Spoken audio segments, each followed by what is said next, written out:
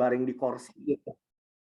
Terima kasih, selanjutnya kepada Saudara Ilham untuk menyampaikan paparannya.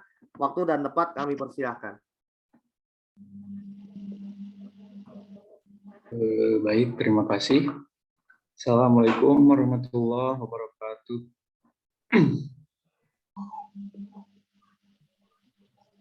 Puji dan syukur mari kita panjatkan kepada Allah Subhanahu wa Ta'ala yang telah memberikan kita nikmat supaya kita bisa berkumpul pada siang yang cerah ini dalam acara seminar kerja praktik.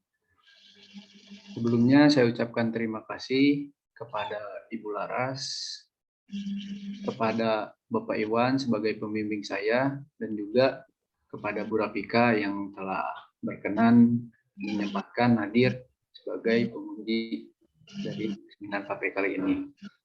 Mungkin langsung saja ya,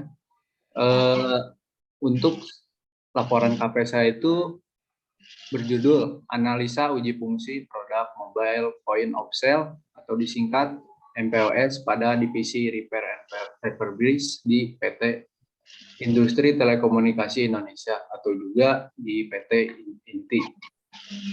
Mungkin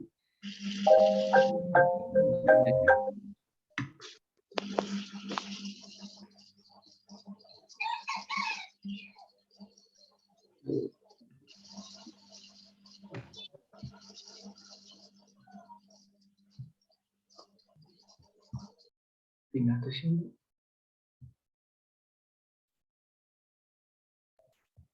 Mungkin mohon maaf ada gangguan sedikit.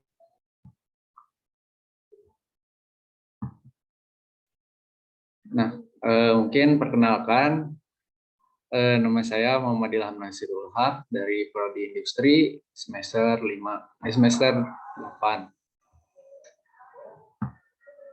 Nah, untuk roadmap dari presentasi saya kali ini dibagi menjadi 5 bagian. Yang pertama, pendahuluan, terus yang kedua, profil perusahaan, terus yang ketiga, hasil pengamatan, yang keempat, kesimpulan, dan yang kelima, saran. Mungkin kita lanjut saja.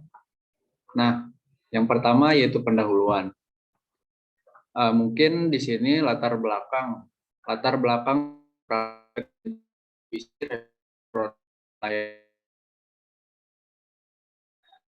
punya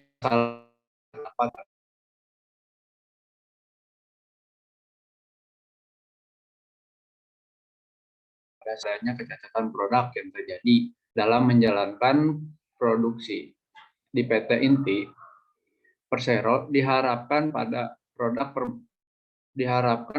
berbagai permasalahan, diantaranya permasalahan tersebut adalah cacat produk. Di antara produk yang ada, produk MPOS adalah produk yang banyak terdapat reject atau cacat. Ini disebabkan pemakaian produk yang kurang terawat dan terjadi error pada aplikasi. Hal ini dapat dilihat dari adanya sejumlah produk yang fiturnya tidak berfungsi dalam setiap kali pengujian. Apabila hal ini terus-menerus, maka akan merugikan pihak perusahaan. Baik, yang selanjutnya untuk rumusan masalah. Punten, motong sebentar. Iya, Bu. Slide-nya tidak pindah ya? Masih di tujuan penelitian. Oh, tidak pindah, Bu? Ya. Di yang lain gimana? Iya, tidak pindah, sorry, tidak pindah. Terus suaranya juga ini ya. Suaranya juga tidak jelas. Mungkin faktor sinyal ya, Bu. Bentar, Bu. Close dulu, baru dibuka lagi aja.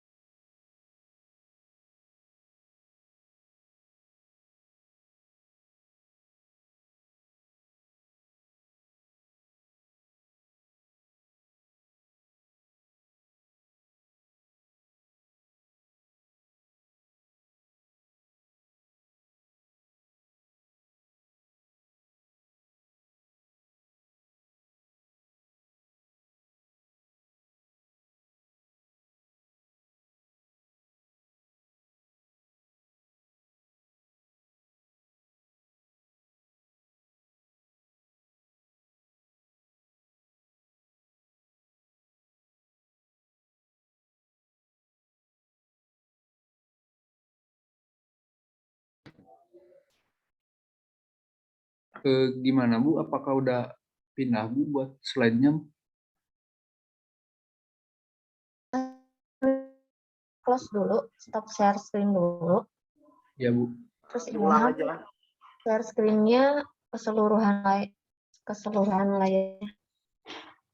Kalau lagi ada di kampus minta merapat aja ke prodi, minta tolong enggak ya? Enggak, itu salah share aja, Pak. Salah share hanya sebagian, bukan keseluruhan. Oh. Oh, screen.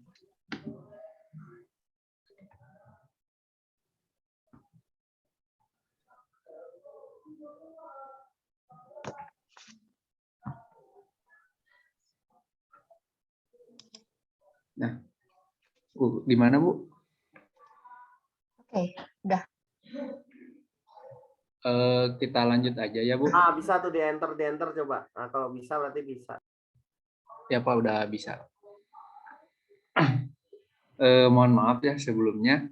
Mungkin kita lanjutkan saja kepada rumusan masalah. Untuk rumusan masalah kali ini yaitu bagaimana cara mengetahui kerusakan pada produk MPOS di PT Inti Persero yang nantinya sebagai acuan perusahaan dalam melakukan tindakan perbaikan terhadap produk. Nah, untuk yang selanjutnya yaitu ada batasan masalah. Untuk batasan masalah dari penelitian ini dilakukan di PT Inti Persero. Terus yang selanjutnya metode ini menggunakan metode Quality Control Silver atau QCC. Penelitian ini hanya membahas kerusakan pada produk MPOS. Data diambil dengan melakukan uji fungsi terhadap produk. Yang terakhir, data yang diambil merupakan periode data tahun 2021. Nah,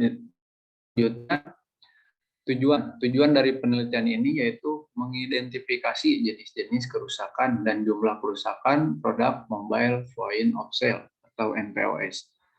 Yang kedua, menganalisis faktor yang menyebabkan reject atau cacat di stasiun pengujian produk mobile point of sale. Nah, profil perusahaan. PT Industri Telekomunikasi Indonesia atau PT Inti yang merupakan perusahaan industri di bidang telekomunikasi yang dibangun pada tahun 1980.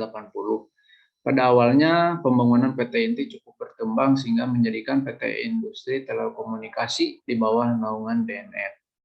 PT Inti Persero menjalankan lini bisnis pada penyediaan infrastruktur dengan instalasi, manajemen, dan pemeliharaan dengan menyediakan layanan maintenance, repair, seat management, spare part manajemen, dan service operation.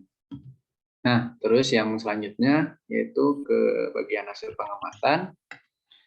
Nah, mungkin di sini adalah prosedur percobaan untuk melakukan penelitian. Yang pertama itu saya melakukan observasi di perusahaan. Terus yang selanjutnya identifikasi permasalahan apa saja yang terjadi pada stasiun kerja uji fungsi produk tersebut. Terus yang selanjutnya studi pustaka. Untuk selanjutnya pengumpulan data. Lalu saya menganalisa data, membuat laporan, dan yang selanjutnya kesimpulan. Mungkin membuat kesimpulannya nanti di aja. Nah, mungkin ini adalah proses uji fungsi dari produk MPOS tersebut. Langkah yang pertama kita adalah mengetes on-off-nya atau jalan atau tidaknya si produk tersebut. Apabila jalan, lanjut ke registrasi pengujian. Nah, apabila tidak jalan, langsung diselesaikan. Terus yang selanjutnya registrasi pengujian. Registrasi pengujian ini bertujuan untuk mendata produk yang kita sedang melakukan uji fungsi. Terus yang selanjutnya cek SN, terus magic test, PSAM test, IC card test, RF card test. Sudah RF card test, kita lanjut ke melakukan pin pad PINPAD ini sendiri yaitu pengecekan tombol pada produk MPOS. Terus printer, mungkin buat printer ini adalah bagian di mana pada fitur untuk pengeprintan struk hasil pembelanjaan. Terus yang selanjutnya LCD, terus kamera, di tes kamera, terus IKTP tes. Nah, IKTP tes ini kenapa ada IKTP tes? Karena itu tuh sebagai bentuk verifikasi data diri kita sebagai pengguna ATM tersebut. Nah, yang selanjutnya yaitu network test, terus yang terakhir LED test. Nah, mungkin kalau misalkan dari awal sampai akhir selesai, nah nanti hasil pengujiannya itu kita input datanya ke data berbentuk data Excel. Nah, mungkin yang selanjutnya setelah itu saya mengidentifikasi masalah. Identifikasi permasalahan di sini yaitu produk MPOS dinyatakan lolos uji fungsi apabila pada tes yang dilakukan produk tersebut tidak ada bagian dan rusak dan semua fitur pada produk tersebut dengan baik. Pun tes yang dilakukan mungkin tadi udah disebutin ya, dari mulai magic test sampai LED test. Nah, namun pada hasil pengamatan pada proses uji fungsi produk MPOS yang dilakukan terhadap 497 produk di beberapa regional terdapat beberapa produk yang tidak lolos uji fungsi. Nah, adapun jumlah masing-masing dari tiap produknya yaitu dari Surabaya ada 146 produk, di Jakarta itu 23 produk, dari Makassar 12 produk, Denpasar 7 produk, Semarang 5 produk, Jogja 194 produk, dan Papua 6 produk. Nah, dari beberapa produk itu ditemukan produk yang tidak lolos uji fungsi. Nah, untuk uraiannya, ini pengumpulan data kerusakan produk atau produk yang tidak lolos uji fungsi berdasarkan regional. Dari sini kita bisa lihat bahwa produk yang paling banyak tidak lolos pada proses uji fungsi yaitu pada regional Kota Surabaya, di mana terjadi 70 kerusakan. Ya, nah, yang paling sedikit itu terjadi di regional Semarang dan Denpasar yang masing-masing 2 produk. Dengan jumlah keseluruhan yang tidak lolos uji fungsi yaitu ada 191 produk.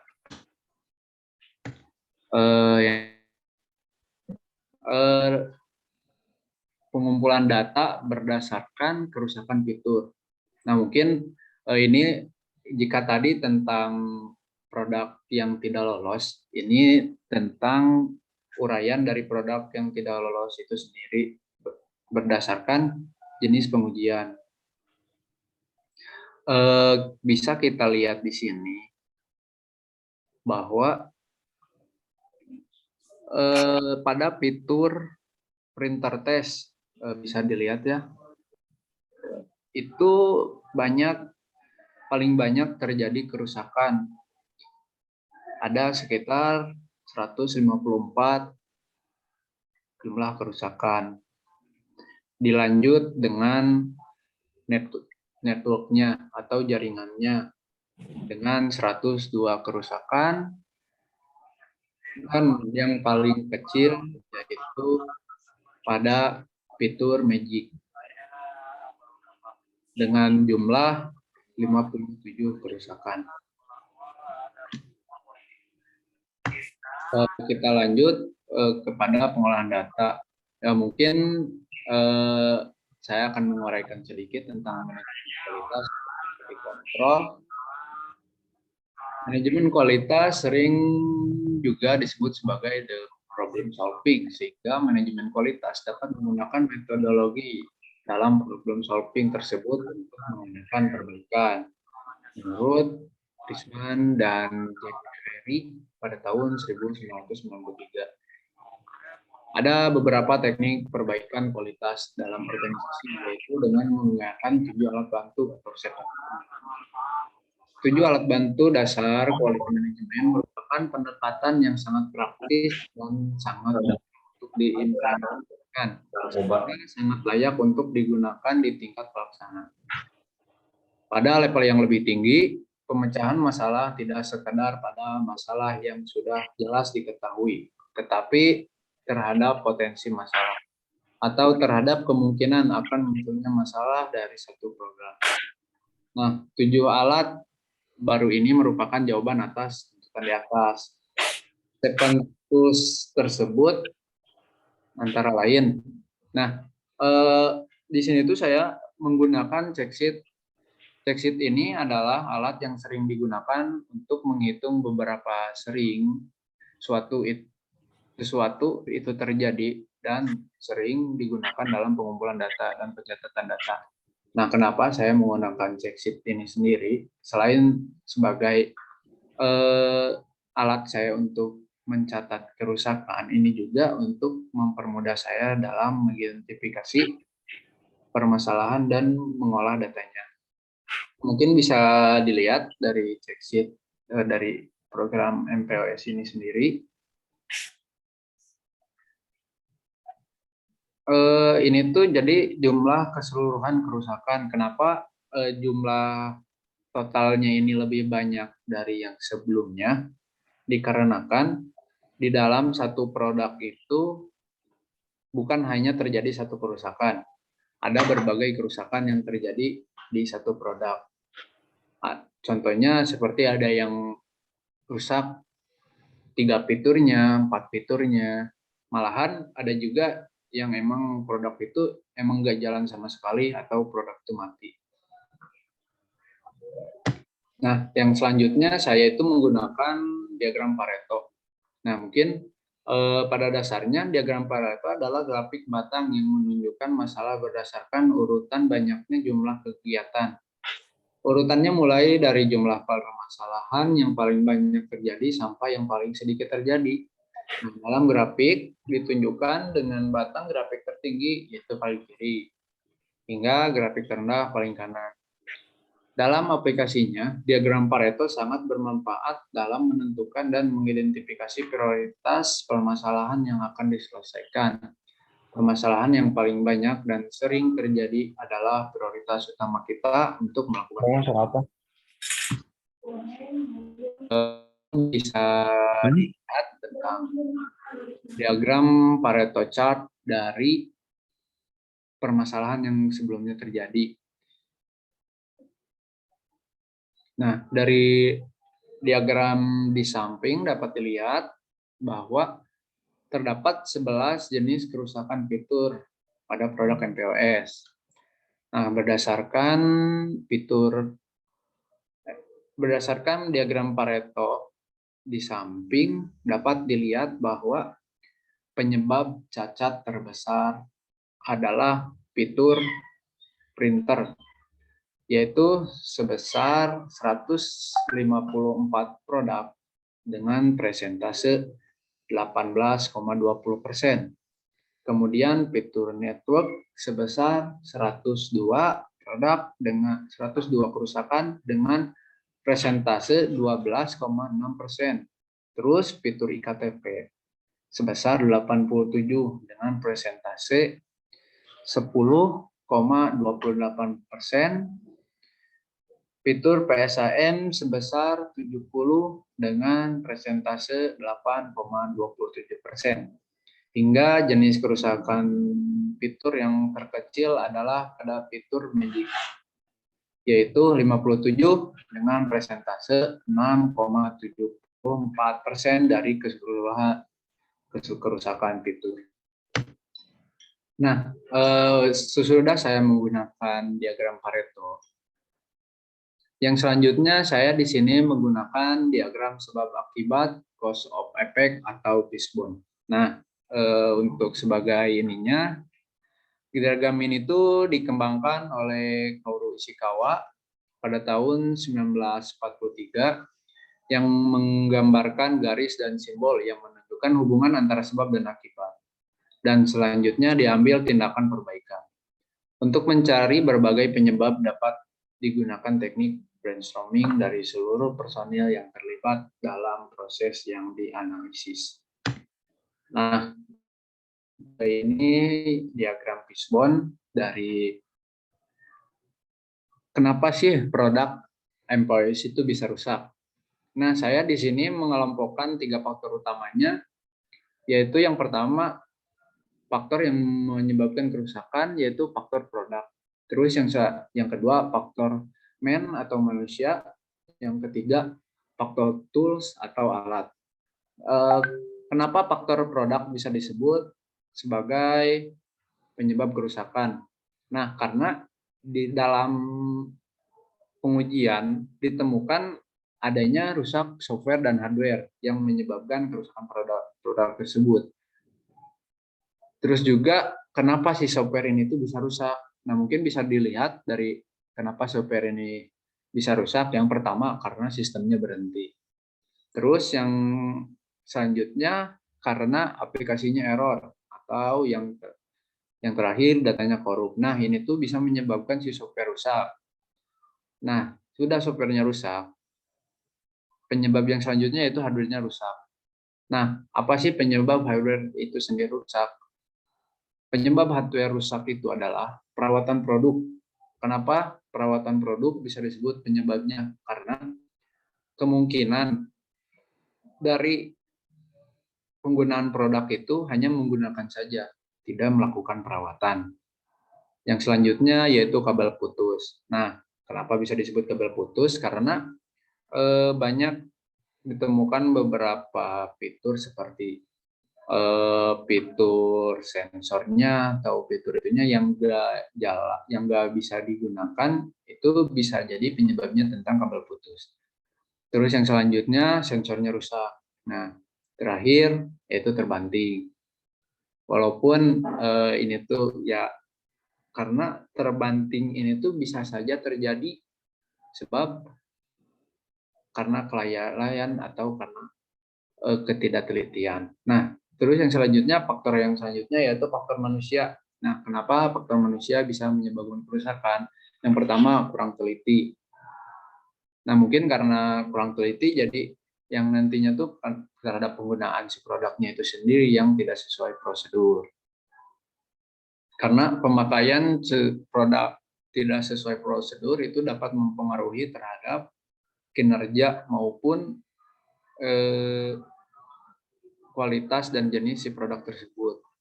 Seperti halnya kita kalau menggunakan laptop, yang seharusnya mematikan itu kan kita harus memencet dulu tombol start, terus shutdown. Nah, kita langsung mencabut baterai powernya. Nah, itu merupakan pemakaian yang tidak sesuai prosedur yang berdampak pada kerusakan produk. Nah, yang selanjutnya yaitu faktor tools atau alat. Nah, di sini tuh alat yang digunakan yaitu yang pertama USB atau kabel data, terus yang selanjutnya adaptor yang tidak sesuai. Kenapa USB dan adaptor tidak sesuai ini dapat mempengaruhi kerusakan produk? Karena daya yang dihantarkan itu bisa jadi saja tidak sesuai dengan jumlah daya yang bisa diterima pada produk tersebut. Nah, itu sendiri yang nantinya bisa menyebabkan kerusakan produk seperti korslet atau enggak kelebihan daya. Bisa juga itu menyebabkan baterainya itu sendiri cepat rusak atau enggak ngedrop. Nah, dari diagram fishbone di samping ditetapkan, dengan ini bisa disimpulkan bahwa faktor manusia, faktor produk itu sendiri, dan faktor alat merupakan faktor penyebab dominan dari kerusakan produk MPOS dari berbagai regional dan harus segera ditanggulangi oleh perusahaan. Mungkin untuk kesimpulan yang dapat dari penelit presentasi ini, yaitu kesimpulan ini diperoleh dari dibagi dalam 2 pokok pembahasan utama yang bertujuan untuk menjawab tujuan diadakannya penelitian ini. Antara lain, penyebab cacat terbesar adalah fitur printer, yaitu sebesar 154 dengan persentase 18,20%. Kemudian fitur network sebesar 102 dengan persentase 12,6%. Fitur iktp sebesar 87 dengan persentase 10,28%. Fitur PSAM sebesar 70 dengan persentase 8,27%.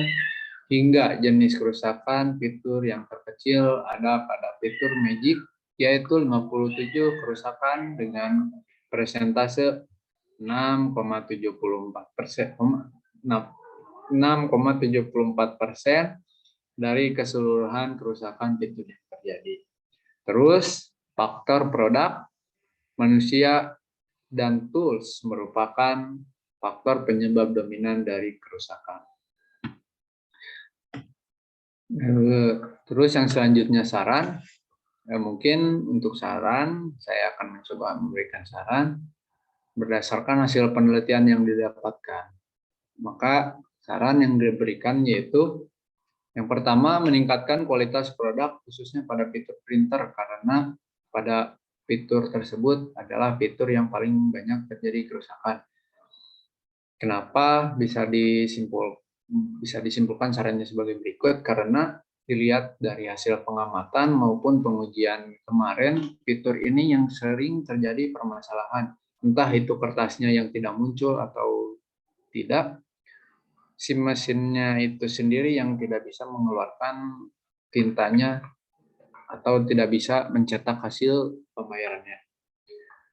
Terus yang selanjutnya, saran yang selanjutnya yaitu membuat sebuah rancangan yang dapat meminimalisir kerusakan pada produk dengan memperhatikan faktor utama yang menjadi penyebab kerusakan.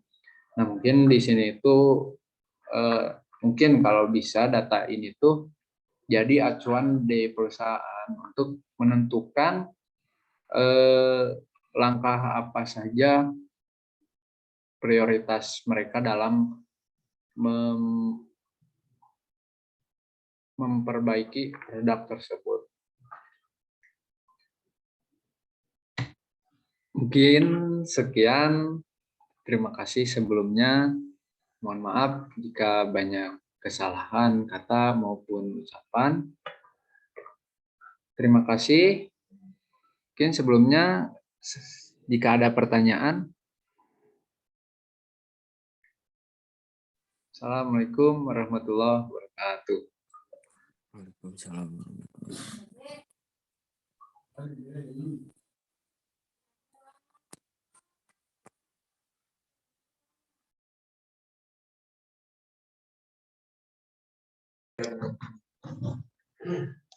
Ini semua gimana jualan Pak Iwan, bagaimana lanjut ke penguji atau dari pembimbing dulu?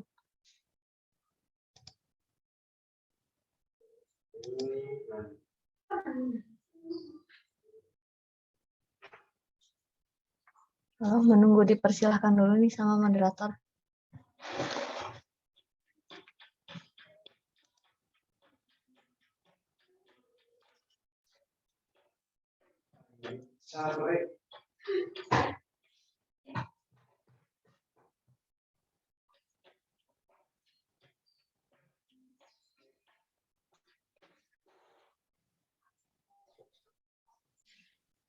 Mungkin langsung saja ya Bu. Mungkin Pak Iwan nggak mendengar atau lagi di luar mungkin Bu. Terus gimana? Nunggu dulu ya? Langsung saja ya Bu. Soalnya jam 2 nanti ada lanjut lagi. Enggak langsung Bu. Aduh, Oh iya, maaf. itu Pak Iwan sudah ada. Oke. Terima kasih atas kesempatannya Pak Iwan, Bu Laras. Oke, sebelumnya saya ucapkan selamat ya kepada Ilham yang sudah bekerja keras untuk seminar KP ini ya, seminar KP. Oke, Ilham, sebelum dimulai bisa dinyalakan cam-nya. Iya, Bu. Kan kita ingin tahu ya, Kang Ilham tuh yang mana gitu. Takutnya ada adik-adik kelas yang belum tahu. Eh, emang dari tadi off-cam, Bu? Oke? Dari tadi? Oh, padahal di sini mah on-cam, Bu.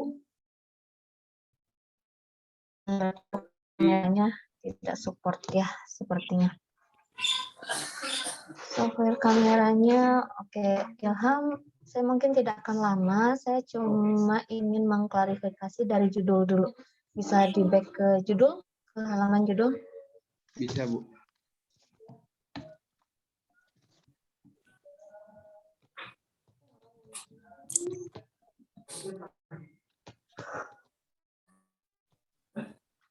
Nah, mungkin ini, Bu, buat judulnya. Oke. Judulnya analisa uji fungsi produk mobile point of sale ya pada divisi repair and refurbish di PT Inti. Nah, kalau dari judul ini sebenarnya di hasil dan pembahasan hanya bisa cukup sampai di hasil pengujiannya saja. Hasil pengujian produknya ya. Iya. Kan tadi Ilham kan sudah capek-capek ngitung pakai Seven Tools ya, walaupun tidak semuanya dipakai ya, hanya Pareto, Fishbone, dan Checksheet ya. Cuma 3 Iya, ya yang dipakai. Iya, Bu. Ya itu kan sudah dihitung juga analisa kerusakannya ya, analisa kerusakannya. Nah mungkin perlu, kalau dari saya ya, dari saya itu perlu ada penyesuaian lagi antara judul, metode yang digunakan, dan juga rumusan masalah ya, dari rumusan masalah, tujuannya, dan kesimpulannya.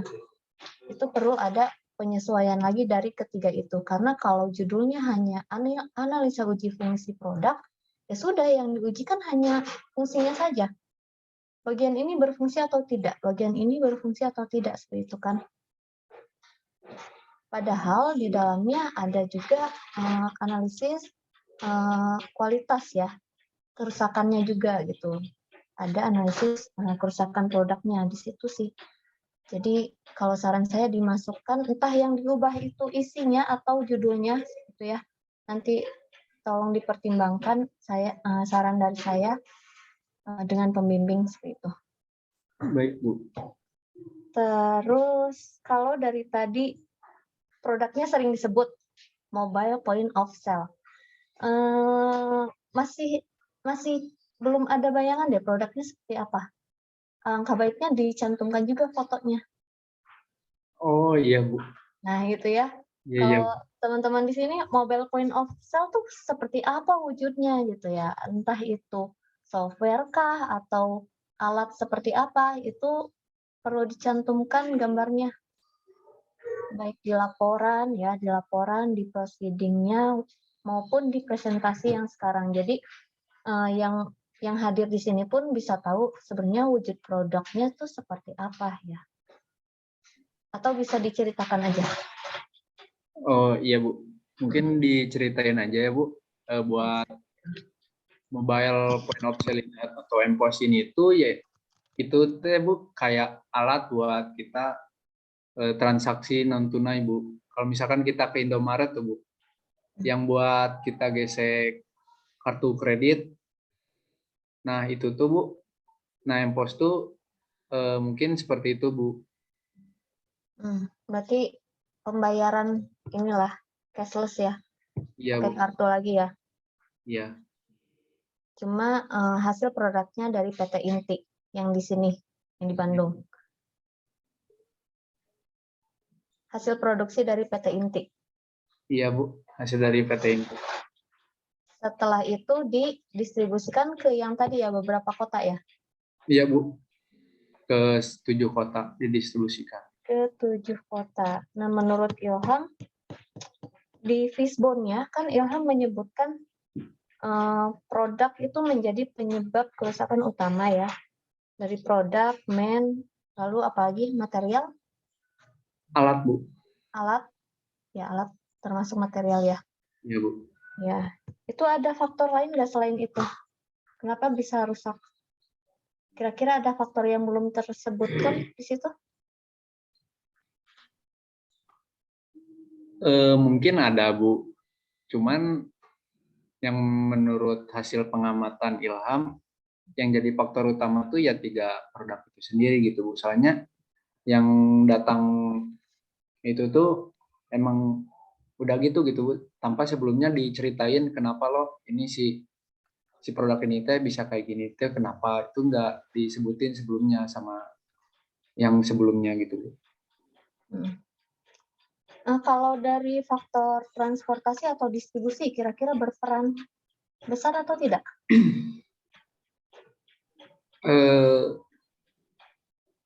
Mungkin kemungkinannya tuh kayak terbanting atau enggak terhimpit. Nah, mungkin Bu itu juga jadi faktor. Kalau itu menjadi faktor, masuk ke faktor mana yang tadi Ilham analisis? Kalau yang terbanting itu tadi masuknya tuh ke faktor produknya itu, Bu. Cuman kalau misalkan dari itu tuh masuknya ke faktor utama selain ketiga tadi, Bu, kalau menurut Ilham. Jadi bukan faktor utama ya? Iya, Bu. Bukan faktor utama, oke. Bukan faktor utama.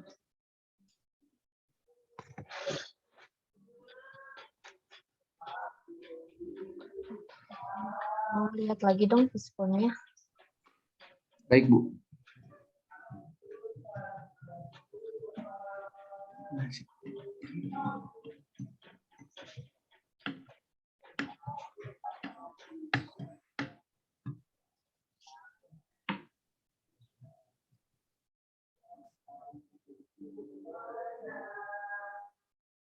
Ini, Bu.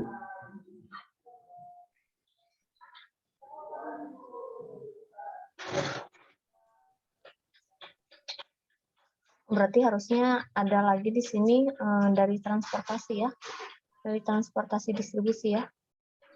Iya, Bu. Bisa juga dari man-nya kan, ketika distribusi. Atau bisa juga ternyata ya pengemasannya kurang bagus gitu ya, sehingga bisa terbanting misal.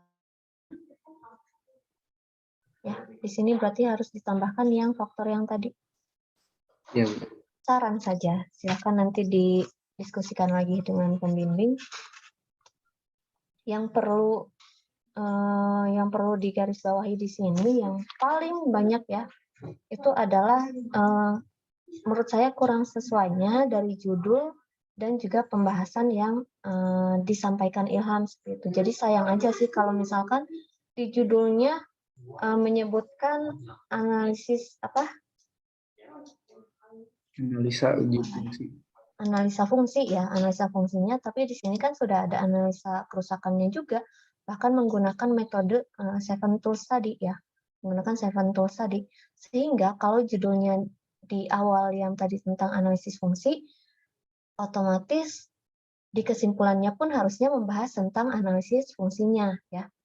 Sarannya baru bisa disarankan dilakukan analisis kerusakan sumber kerusakan pada fitur-fitur tersebut misal gitu ya, kan diketahui tuh hasil analisis fungsinya ada beberapa yang tidak berfungsi kan. Nah, itu penyebabnya kan apa? Nah, yang di fishbone ini harusnya adalah faktor kenapa fitur itu tidak berfungsi seperti itu kalau mau terusan dari analisis fungsinya, gitu ya. Iya, Bu. Jadi nanti harus disesuaikan terutama di rumusan masalahnya ya, rumusan masalah, latar belakang, harus runut dari uji fungsi, kenapa kita harus menguji fungsi seperti itu ya. Menguji fungsinya tuh kenapa? Entah karena ada banyak laporan tentang kerusakannya, seperti itu harus disampaikan. Lalu dari situ, dari hasil analisis uji fungsi, kenapa juga perlu dilakukan sebab akibat misalnya. Diketahui penyebab ketidakberfungsiannya dari fungsi-fungsi tersebut. faktor yang mempengaruhi fitur-fitur tersebut tidak berfungsi gitu. Jadi nanti kalau misalkan ini dijadikan ke tugas akhir, kira-kira bayangan Ilham mau mengerjakan apa? Ya mungkin mau kan QCC itu ada 7 seven tools, kan Ilham gunanya 3. Mungkin mau diselesain buat nantinya sebagai langkah buat perbaikannya gitu, Bu. Langkah perbaikannya. Iya. Berarti itu masukan di saran ya. Di saran tuh harus dimasukkan. Karena kan ini belum mencakup 7 seven tools itu ya. Jadi di saran perlu dilakukan analisis lebih lanjut menggunakan metode seven tools gitu. Iya, Bu. Oke, mungkin dari saya cukup Pak Iwan. Saya kasih kesempatan teman-teman yang ingin bertanya mungkin.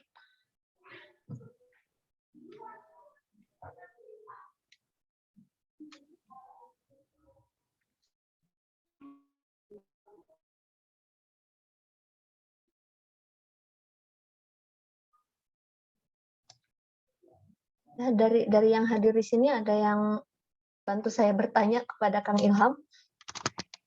Ada yang pertanyaan yang belum tersampaikan, masih penasaran.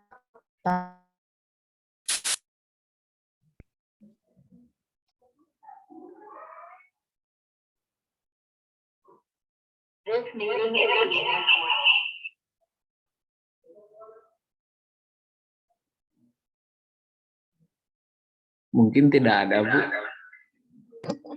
Kesenangan Kang Ilham kalau gitu. Ayo jangan malu-malu. Mumpung masih ada waktunya ya. Dari Pak Iwan, dari pembimbing, kalau dari saya cukup Pak. Ini Pak Iwan.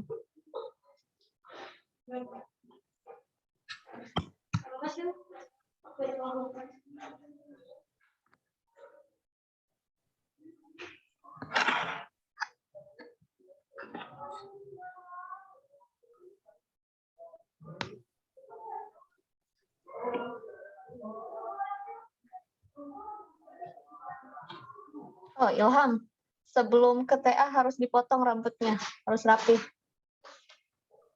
Siap, Ibu. Nanti dirapihin. Iya. Oke, lanjut aja kalau gitu. Karena tidak ada yang bertanya, saya ingin mengomentari sedikit tentang proceedingnya Ilham ya. Proceedingnya Ilham itu di pendahuluan, khusus di pendahuluan ya. Di pendahuluannya itu harus mencakup latar belakang, ya, latar belakang dan tujuan. Kalau saya lihat di sini baru latar belakangnya saja ya.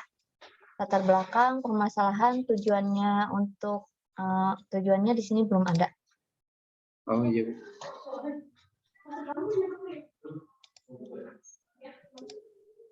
Oke, kalau tidak ada, saya kembalikan ke Bu Laras mungkin ya. Cukup ya untuk sesi ini ya. Ya, baik, Bu Rafika. Pertimbangkan saran-saran dari saya untuk penyempurnaan ya, penyempurnaan laporan KP itu sendiri dan juga nanti untuk persiapan tugas akhir. Terima kasih. Baik, Bu. Terima kasih banyak. Baik, terima kasih Bu Rafika. Karena Pak Iwan mungkin lagi di luar ya, kita cukupkan sekian untuk seminar kerja praktik Ilham. Untuk selanjutnya ada seminar kerja praktik Alfat Nur Asajat dari Teknik Elektro. Ini dikarenakan pembimbing dan pengujinya belum ada, jadi kita tunggu dulu.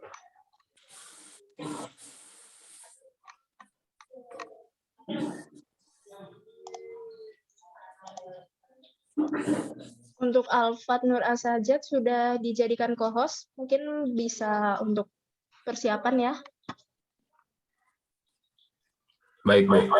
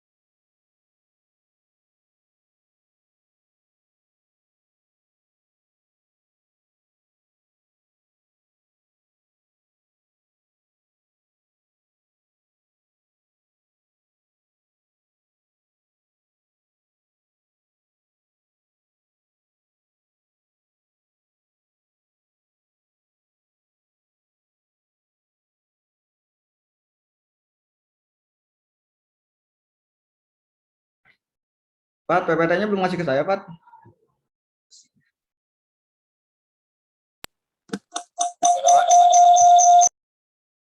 PPT ini belum ngasih ke saya.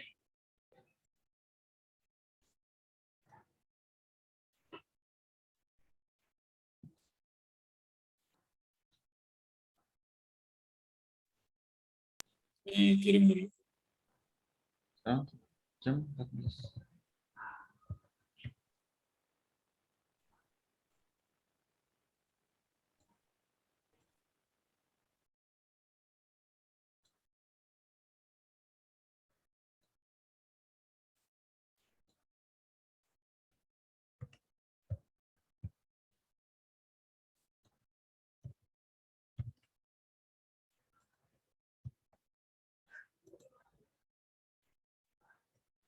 Tes.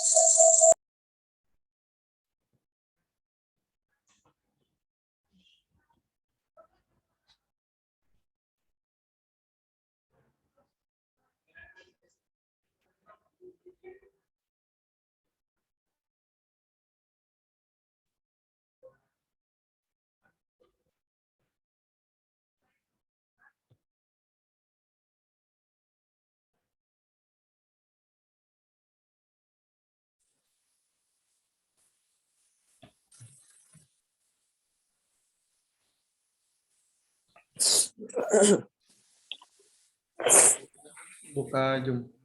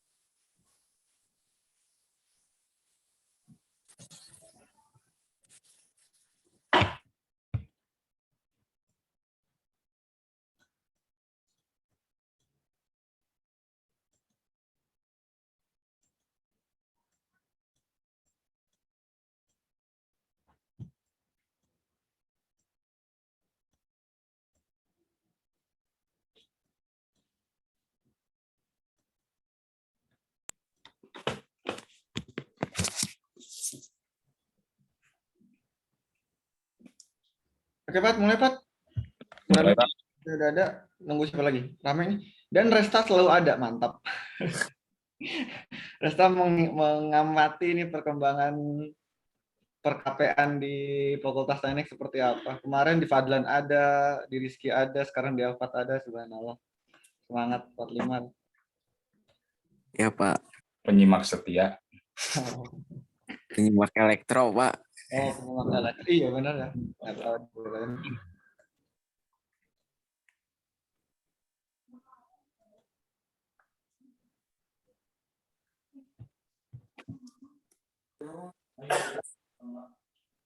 Baik, udah bisa saya mulai, Pak ya? Mungkin lanjutkan aja. Ya. Baik, Assalamualaikum warahmatullahi wabarakatuh. Kali ini saya, Alfat Nur Sajat, akan menjelaskan bagaimana masa-masa saya waktu pada saat itu kerja praktik. Dan kali ini kesempatan saya untuk seminar kerja praktik di PT Radar Telekomunikasi Indonesia dengan judul penggunaan motor servo dalam pengukuran antena outdoor. Ini profil saya, nama Alfat Nur Sajat, alamat Perum Permai 2 Ranca Ekek, Jalan Sabar 1, Desa Jelegong, tempat tanggal lahir Bandung, 26 Agustus 1999, kelas A reguler, NIK 41037002181006, jurusan Teknik Elektro. Nah, sebelumnya saya kerja praktik itu selama 2 bulan, terhitung dari tanggal 1 Oktober sampai dengan tanggal 1 Desember. Dan di sana itu tugasnya tidak menetap gitu. Saya di sana bisa dibilang serabutan. Tapi di sini saya ambil topik tentang aktuator penggerak motor DC. Tapi di sini saya ambilnya yang diangkatnya itu motor servo. Kerja praktek merupakan salah satu media untuk mengaplikasikan ilmu yang telah diperoleh pada bangku kuliah. Dengan kerja praktek diharapkan menjadi pengalaman tersendiri sekaligus persiapan bagi seseorang sebelum terjun langsung ke dunia kerja. Sehubungan dengan hal tersebut di atas, maka universitas mengadakan program kerja berlatih agar siswa memperoleh pengetahuan yang tidak diberikan oleh kampus. Lebih ke pengimplementasian. Praktikan melaksanakan kerja praktik selama 2 bulan, terhitung mulai tanggal 1 Oktober sampai dengan 1 Desember 2021. Dalam sistem radar ada yang namanya pengukuran antena. Pengukuran antena butuh hasil yang presisi dan akurat. Dengan menggunakan motor servo akan sangat presisi atau bisa dibilang lebih detail, juga tidak berisik saat beroperasi dengan kecepatan tinggi dan juga beroperasi dengan secara otomatis. Rumusan masalah berdasarkan paparan latar belakang di atas, maka praktikan memperoleh rumusan masalah sebagai berikut. Yang pertama, bagaimana kegunaan motor servo pada pengukuran antena outdoor. 2, bagaimana implementasi motor servo dalam penggunaan mengukur antena outdoor. Tujuan kerja praktek yaitu untuk mengimplementasikan pengetahuan dan keahlian yang didapat dari perkuliahan, khususnya mata kuliah radar dan navigasi dalam pengukuran antena outdoor di PT Radar Telekomunikasi Indonesia. Nah, batasan masalahnya. Untuk mempermudah dalam proses penelitian agar lebih terfokus pada satu permasalahan, maka praktikan membatasi ruang lingkup permasalahan sebagai berikut. Yang pertama itu kegunaan motor servo terhadap antena outdoor. Lalu yang kedua, implementasi pengukuran antena outdoor menggunakan motor servo. Pratinjau perusahaan yang pertama ini menjelaskan tentang sejarah perusahaan. Perusahaan berdiri sejak 5 Februari 2016, terdaftar di Kementerian Pertahanan sebagai industri pertahanan. dengan nomor penetapan SP-IX-2020-2020-DJPOT pada tahun 2020.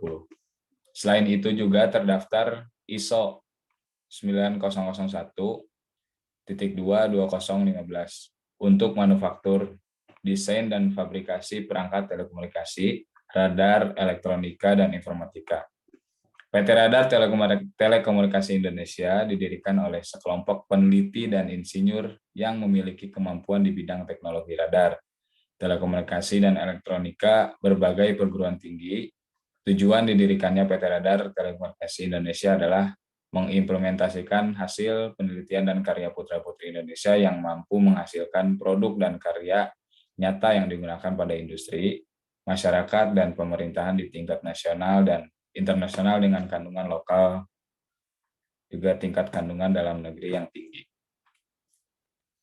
Visi misi dari RTI, visi menjadi perusahaan nasional yang unggul, inovatif, dan berdaya saing dengan kapabilitas teknologi di bidang radar, telekomunikasi, dan elektronika, serta menghasilkan produk-produk berkualitas sesuai dengan perkembangan teknologi.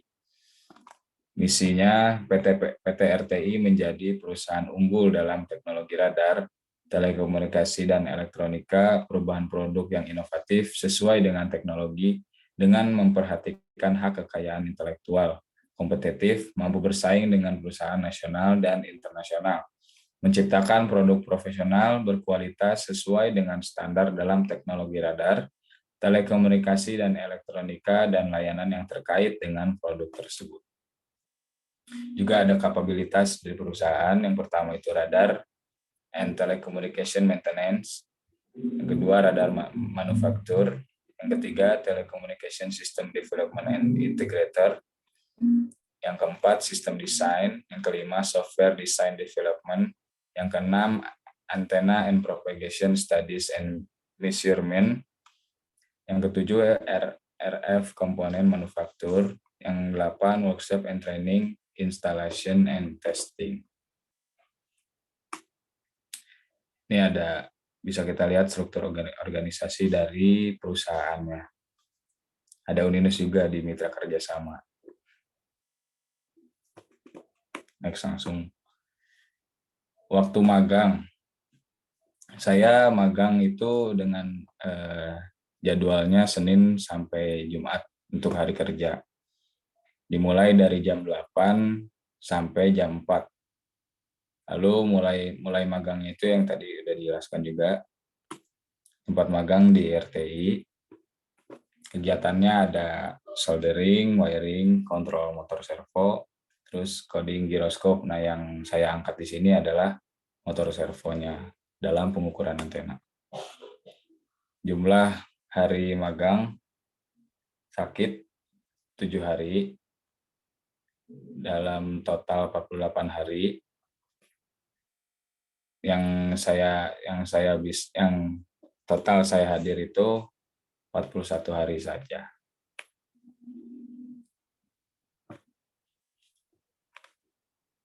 Nah, masuk ke bab 4 tentang implementasi motor servo pada pengukuran antena pada saat kerja praktik.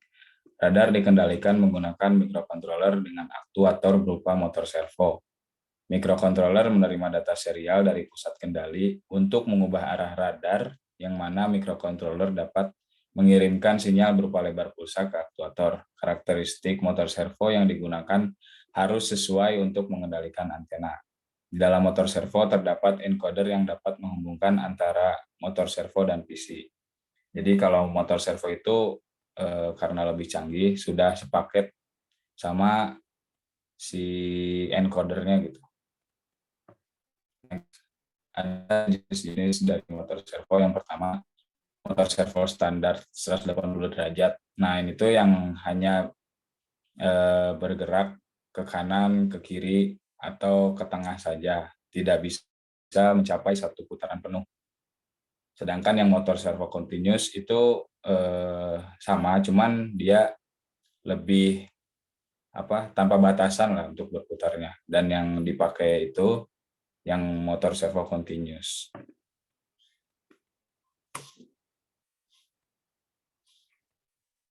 Encoder. Dalam aplikasi pada antena sinyal umpan balik, encoder ke pengontrol motor servo akan memberikan informasi yang membuat pengontrol memberikan pemerintah memutar ke kanan atau sebaliknya, berhenti secara perlahan atau sekaligus, bergerak secara lambat atau kencang. Nah, untuk aplikasinya, karena kita membutuhkan perangkat software untuk menggerakkan suatu motor atau mesin, di RTI itu menggunakan join programmer. Ini ada parameter dan encodernya atau serial data untuk mengirimkan informasi.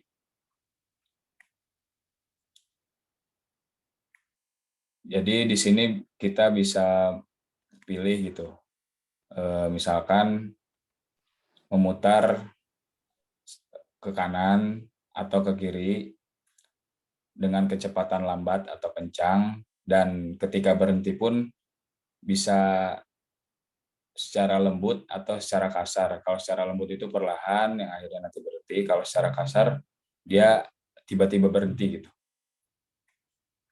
Nah, di sini bisa diaturnya di join programmer. Lalu ada kegiatan wiring dan soldering.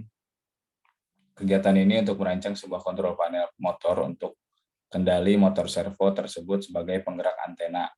Membutuhkan kabel serial data untuk disambungkan ke PC dan aplikasi yang tadi masih nyambung.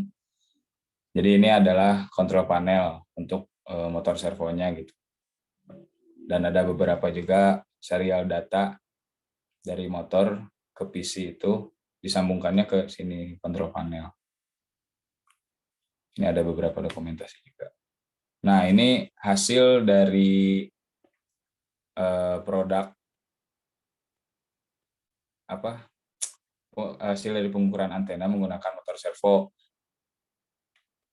Jadi kalau pakai motor servo itu lebih lebih detail per derajat gitu, dan hasilnya pun mulus, nggak ada yang tajam atau runcing, tapi gini lebih tumpul lah, lebih indah gitu dilihatnya. Tapi kalau kayak yang di bawah itu dia kasar, hasilnya kasar dan pecah gitu, karena tidak sedetail motor servo. Kesimpulan, kegiatan kerja praktik yang telah dilaksanakan oleh praktikan sudah sesuai dengan tujuan dan maksud dari pelaksanaan kerja praktik itu sendiri, yaitu untuk mengimplementasikan pengetahuan dan keahlian mahasiswa ke dalam dunia kerja sebenarnya. Dalam pelaksanaannya, praktikan mengimplementasikan pengetahuan dan keterampilannya yang didapat dari pembelajaran di program studi Teknik Elektro, Fakultas Teknik Universitas Islam Nusantara, khususnya telekomunikasi dalam bentuk pengendalian antena yang digunakan sebagai media pengukuran di perusahaan tersebut. Lalu praktikan menerapkan instrumen-instrumen penting dalam pengukuran antena menggunakan motor servo.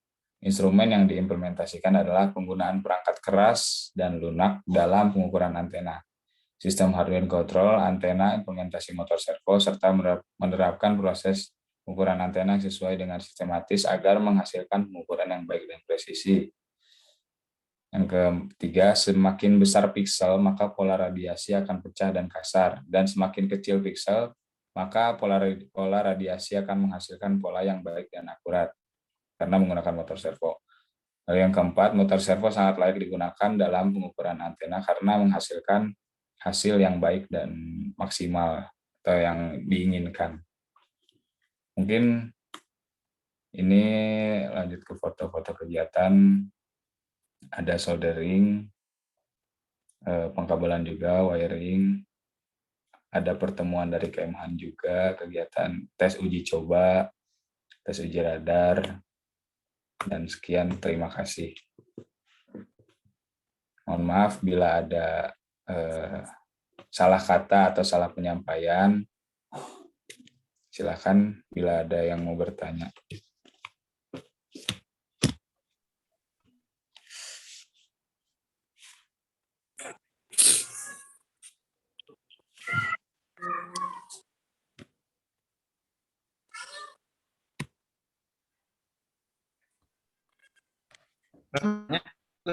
Mik, langsung aja berani dipersilakan. Oke, baik. Sebelum saya memberikan pertanyaan, saya ingin memberikan pendapat saya atau masukan dulu ya untuk Alfat sebelumnya. Di sini kan Alfat seharusnya melakukan presentasi hasil kerja, di mana ketika kamu melakukan presentasi yang kamu tampilkan itu bukan berupa paragraf atau susunan kalimat yang panjang sekali seperti dalam buku, tapi kamu harusnya mencantumkan poin-poin kalimat penting yang ingin kamu sampaikan. Kalau kamu mencantumkan paragraf seperti itu yang kamu tampilkan dalam PowerPoint yang kamu berikan, ya itu sama saja nyuruh kita baca aja, tinggal baca dari laporan kamu aja, kamu nggak usah melakukan presentasi gitu. Jadi saran saya yang pertama, ketika kamu melakukan presentasi, perhatikan kembali PowerPoint yang akan kamu tampilkan. Jadi harus berupa poin-poin penting saja yang kamu tampilkan. Dan berikut berupa gambar-gambarnya. Nah, untuk komen yang selanjutnya ya, komentar yang selanjutnya yaitu kemudian format penulisan. Saya lihat format penulisan di laporan kamu itu masih kurang rapi gitu, masih ada yang penulisan bahasa Inggrisnya tidak pakai font italik atau di huruf miringin, kemudian font hurufnya berbeda-beda, penamaan gambarnya pun belum rapi, dan yang paling utama yang saya perhatikan itu pada bagian bab 1 atau latar belakang. Menurut saya, latar belakang dari laporan KP kamu ini lebih banyak memunculkan topik mengenai mengapa kamu KP di RTI. Padahal kalau yang saya lihat ya di buku panduan laporan KP gitu ya yang dibuat oleh Pak Gadis itu, latar belakang itu harusnya mencakup teori-teori pendukung tentang apa yang kamu lakukan. Misalnya, kamu melakukan pengukuran antena dengan menggunakan motor servo ya. Nah, kenapa kamu menggunakan motor servo itu? Apa itu motor servo? Teori-teori apa saja yang mendukung bahwa antena itu bisa diukur oleh motor servonya? Nah, dan teori-teori itu tidak bisa kamu comot atau ambil gitu dari situs-situs misal kayak Blogspot, WordPress yang seperti itu, tapi harus dari yang sudah teruji keabsahannya atau keilmiahannya, misalnya ambil dari paper atau dari buku panduan perkuliahan seperti itu. Nah, jadi saya harap kamu bisa merevisi kembali latar belakangnya yang bab 1. Kemudian yang kedua, kegiatan harian yang kamu lakukan ya selama KP itu tidak ditampilkan. Jadi di sini kamu kurang menjelaskan tiap harinya kamu ngapain aja sih secara rincinya tiap hari.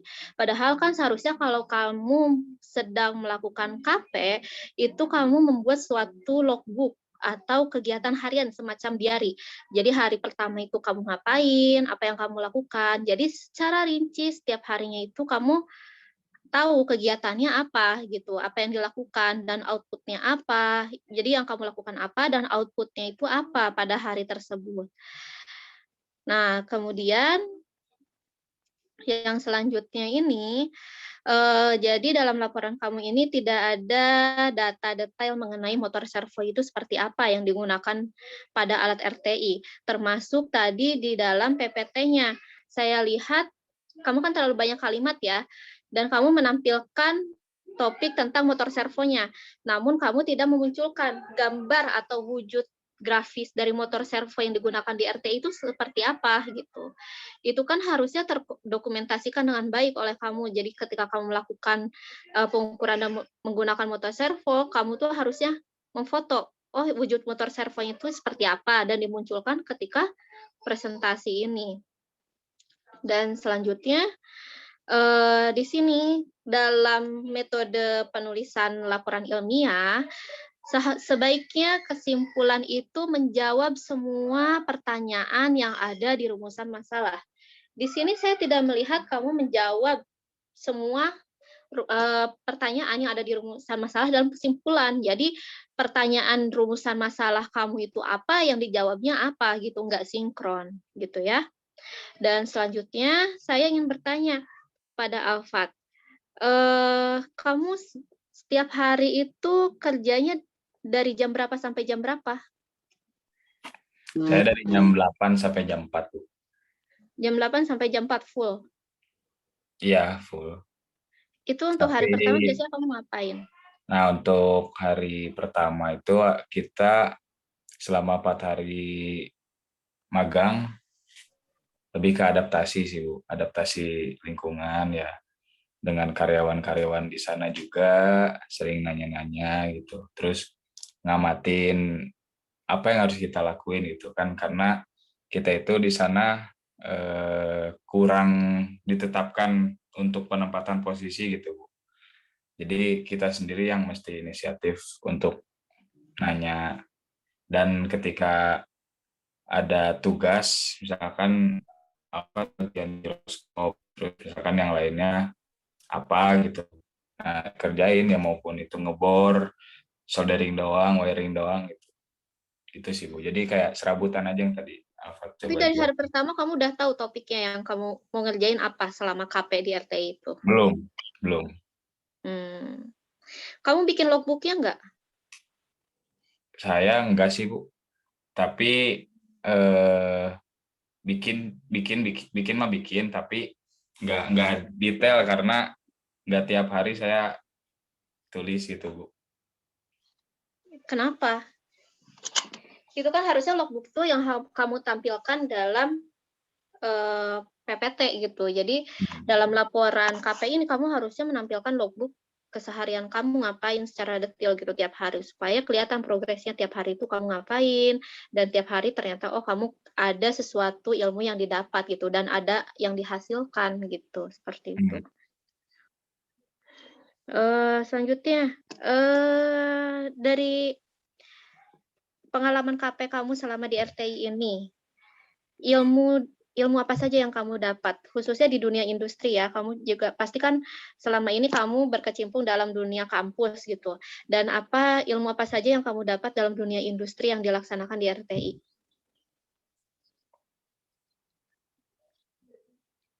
Maksudnya gimana, Bu? Saya kurang fokus, maaf. Apa yang bisa kamu tangkap perbedaan lingkungan ketika kamu sedang dalam kampus dan sedang dalam di dunia industri di RTI? Ada ilmu baru nggak yang kamu dapat? Ada sih, Bu. Kayak kita tentang hal-hal baru dari keelektron juga yang ada di kampus itu, karena yang di kampus itu hanya lebih banyak teori, dan ketika saya berkecimpung pada saat di perusahaan itu, saya jadi tahu bagaimana cara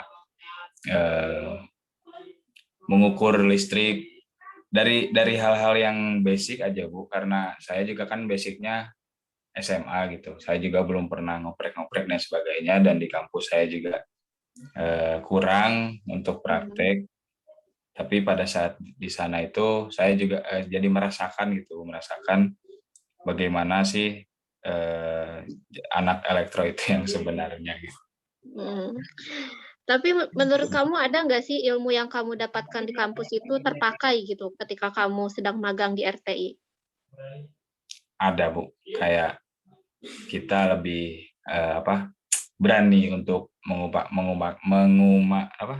mengemukakan pendapat. Juga kita inisiatif sebagai mahasiswa yang magang di sana. Jangan hanya diem doang gitu kan, nunggu disuruh. Nah, itu sih paling. Kalau dari segi materi pembelajaran ketika perkuliahan, ada nggak yang dipakai selama kamu magang? Kamu kan mengikuti berbagai macam mata kuliah ya ketika di kampus. Nah, ketika kamu sedang magang di RTI, ada nggak sih ilmu yang terpakai? Ada. Ada apa saja biasanya? Tentang elevasi azimut itu di radar dan navigasi, di mata kuliah radar dan navigasi ya. Sinyalan, sistem sinyal linear. Tapi nggak terlalu banyak sih Bu, karena Alphard itu nggak sampai masuk ke pengukuran antenanya langsung gitu. Jadi ngitung parameter azimut dan elevasi dan sebagainya itu nggak. Jadi lebih kayak penggunaan si servonya ini gitu. Kamu motoin nggak sih motor servonya itu kayak gimana?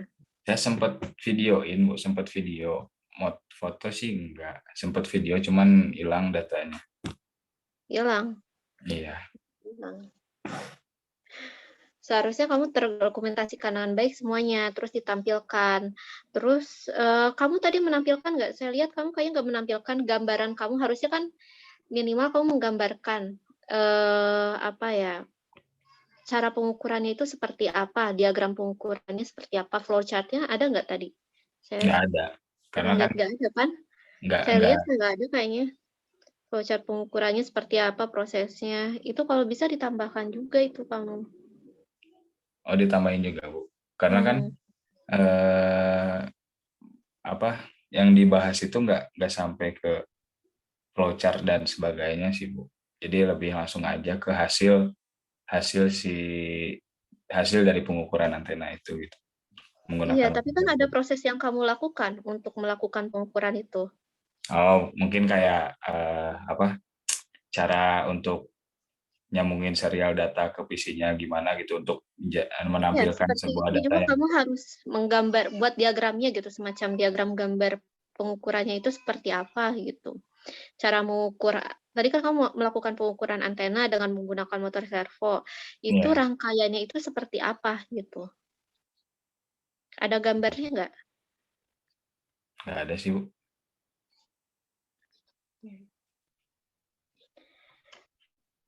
Berarti yang kamu dokumentasikan hanya foto kegiatan secara umum aja? Ya, ini kayak aplikasi di sini Join Programmer juga.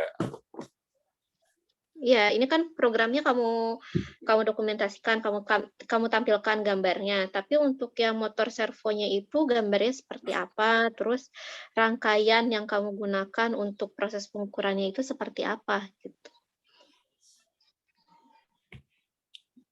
Ada Bu, bentuk fisiknya ada sih, saya lupa masukin. Ada di laporan di bab 4 bentuk fisik motor servo dan antena.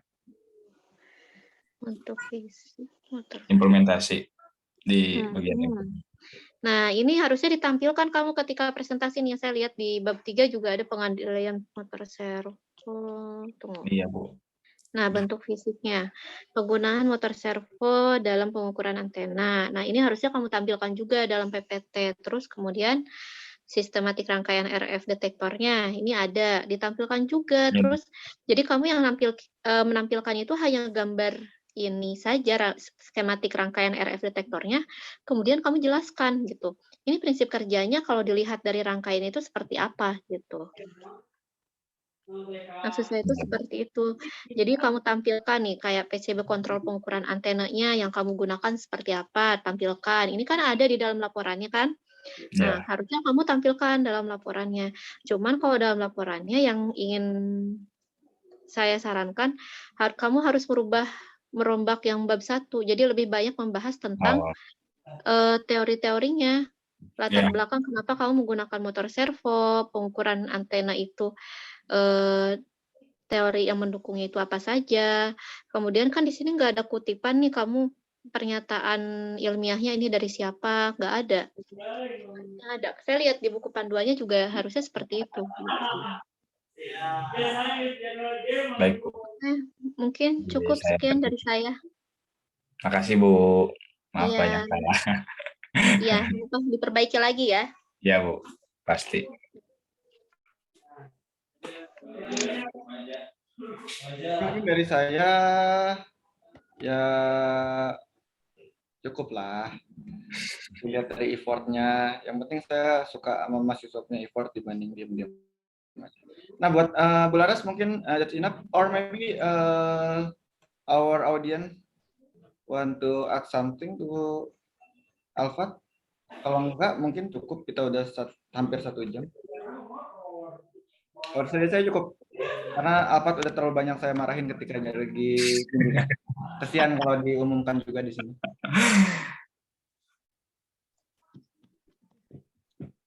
Terima kasih Pak dan Pak Ganis dan Bu Rani. Mungkin teman-teman mahasiswa ada yang mau menanyakan pertanyaan ke Alfat.